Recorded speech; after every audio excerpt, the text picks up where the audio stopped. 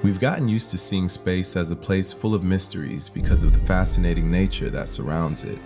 It's always been the setting for great stories, impossible things, epic story, and catastrophic scenarios. But one side that's often forgotten is precisely the harshness and reality of this environment. Empty, full of indifferent silences, dangerous for us human beings. Makoto Yukimura, before giving us Vinland Saga, decided to tell this story of emptiness not with a tale of epic heroes, but with three normal people, messed up, full of flaws, whose only job is to collect the garbage we've left orbiting around Earth. We find ourselves in 2075, where humanity has conquered the entire solar system. The moon has become a huge port for ships, and Mars hosts various settlements, all while the expansion process is in full acceleration. But the heart of the story isn't in the great space endeavors, but in three simple people who pilot the Toy Box, an old ship used for debris collection, the detritus orbiting above Earth's atmosphere. With this manga, Yukimura explores the science fiction genre in a well-characterized and believable future in space. Even though we often encounter unrealistic and fantastical situations, they're well balanced to give a tone of mystery that will be fundamental throughout the manga's narrative. Take a central element of the manga, the debris. This is space pollution created when detritus collides at extremely high velocities, creating this layer of space junk. To better characterize the story, Yukimura consulted with agencies like JAXA, which is the Japanese NASA, and for the anime, NASA provided guidance to the animators. Why all this effort to make a realistic story? Think about it. In Planetes, all of this serves to create spectacle, to remove every possible distraction. Yukimura doesn't want you to feel comfortable thinking it doesn't concern you. It's just sci-fi, it's not real. He wants every emotion, every fear, every doubt of the characters to reach you directly without any filter. The void serves to create a hostile environment that amplifies pain instead of masking it. This brings us to our protagonists. Yukimura chooses to present three extremely different characters, not just for simple narrative variety, but as a way to offer you different perspectives on the situations and psychologies concerning human beings. Yuri is the Russian astronaut who loses his wife in a space accident caused by debris. He boards the toy box to isolate himself while somehow preventing the same thing from happening to others. At first he's silent and gloomy, his pain so dense it characterizes his every action. Yuri represents grief as a life project. Not being able to overcome his wife's death becomes his mission. And in all this, Yukimura is humanly honest in doing it. He doesn't look for an easy or romantic conclusion because Yuri doesn't heal. He simply finds a way to live with it. Fee Carmichael is the American pilot, captain of the ship. She has a husband and son on Earth, so they don't see each other much. She's shown as tough, cold, someone who gives orders firmly. But as the story progresses, you understand that everything she does with a big heart. Hidden because to survive in space, it's necessary. Impulsive decisions won't do.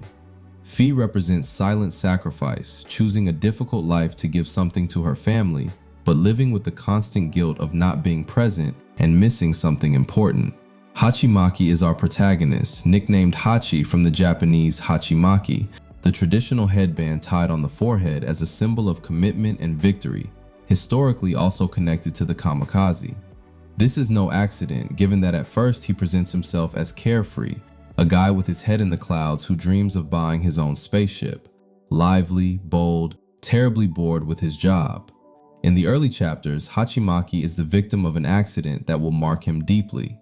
During a shift outside the toy box, he comes into contact with radiation following a solar storm and only manages to save himself because at the critical moment, he finds himself in the moon's shadow. Physically, he's fine, but that accident left a devastating psychological wound. He develops this syndrome called space sickness, the terror of deep space. He can no longer stay for long in isolated places. The void devours him inside and he can't bear it. At this point, Yukimura introduces a surreal element into the work. In the most critical moment, a sort of physical consciousness appears to Hachimaki and accuses him. It's alright, admit it and be free. Say you're sorry for lying to yourself. Outer space will still be a bitch, but it'll forgive you. Hachimaki is seized by his conscience's words and makes them his own. and after seeing one of the imposing new generation engines ready to be mounted on Lagrange 2, he understands that he must face himself alone in the void of the universe. And from that point, he'll do everything in his power to participate in the first expedition to Jupiter, the Von Braun mission, one of the most dangerous undertakings that can be attempted in space. The selection tests for the expedition required total training and dedication to the cause, but Hachimaki, practically consumed by himself, continues straight ahead. He's found his final objective, or rather, he thinks he's found it, because immediately after, his path will be cut short when Ai Tanabe enters the scene, a young astronaut who will take Hachimaki's place on the toy box when he begins training for the Von Braun. This girl presents herself as a character with strong empathy toward everyone. Tanabe can't conceive the choice of living and dying alone in space. Unlike Hachimaki, her existence functions in relation to others.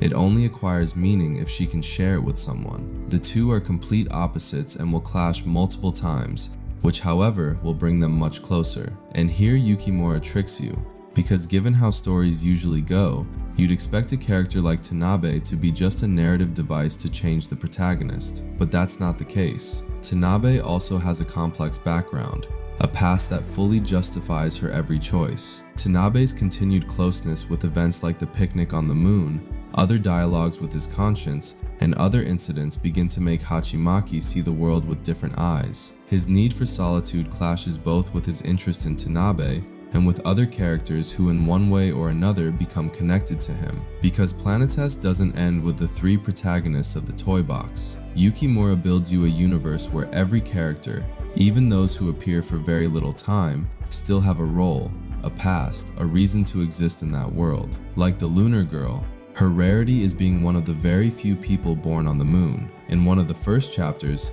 Hachimaki breaks his leg and meets this girl, with whom he'll compare scars, and she, with disarming simplicity, makes him understand that maybe he shouldn't complain too much, because she's never seen Earth, never been able to swim in the sea. Yet she's happy to live on the moon. She can enjoy the space around her and the various stars. This thing connects an unfortunate little girl to a protagonist who complains about his job, showing the ridiculousness of his complaints. Hachimaki understands that his life, his fortune, isn't a given. Not everyone can see Earth from space while having the possibility to wander from place to place, always discovering something new. And among various secondary characters like Hachimaki's brother, a great lover of space who will have a very interesting development, and Locksmith, who has characteristics always justified by his past. In the midst of all this, Yukimura also shows you those who are apparently the villains in the story. The Space Defense Front is a terrorist organization that carries out these attacks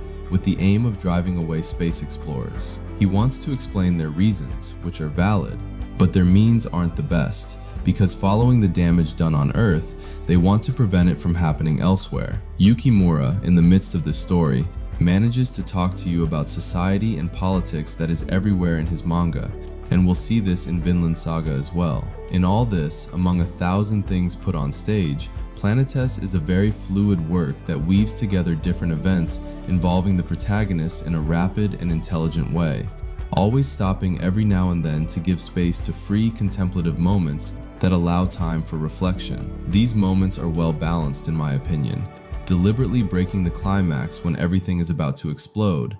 Everything is put on pause. Yukimura's style is a sea of black that characterizes the space void very well. Many panels are empty, characteristic places that frame how insignificant a small man is compared to the universe, thus leaving space for the thoughts and fears of the protagonist, who questions his existence as an astronaut, but also as a human being. The chosen locations are fundamental to give way to the most introspective and profound thoughts of the characters, thus also accompanying the reader to immerse themselves more easily. It makes you understand that the science fiction theme is just a pretext to tell you all this.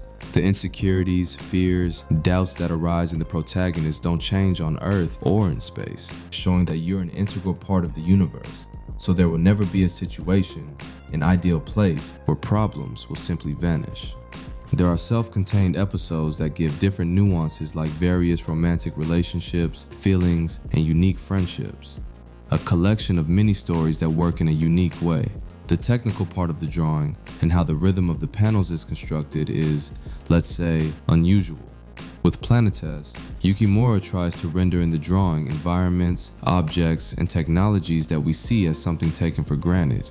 He doesn't throw in your face a particular imposing or modern architecture, but this detail is also reflected in the characters, who always tend not to stand out like the rest. They're very anonymous. As for the construction of space, it's truly excellent. All the planets, the moon in particular, which is often the protagonist of truly wonderful panels, like the view of Earth from afar, which has a strong sensation of emptiness, a silence that's reflected in many aspects. Time, for example, plays on an arc of the protagonist's formation, which isn't a story from nobody to hero, but in this period, the progress and advancement is characterized by growth as a human being for the protagonist, who explores himself by exploring the universe itself. The character is presented to you. He has a dream. In his case, to buy a spaceship is a strong narrative opening given the difficulty of the initial situation.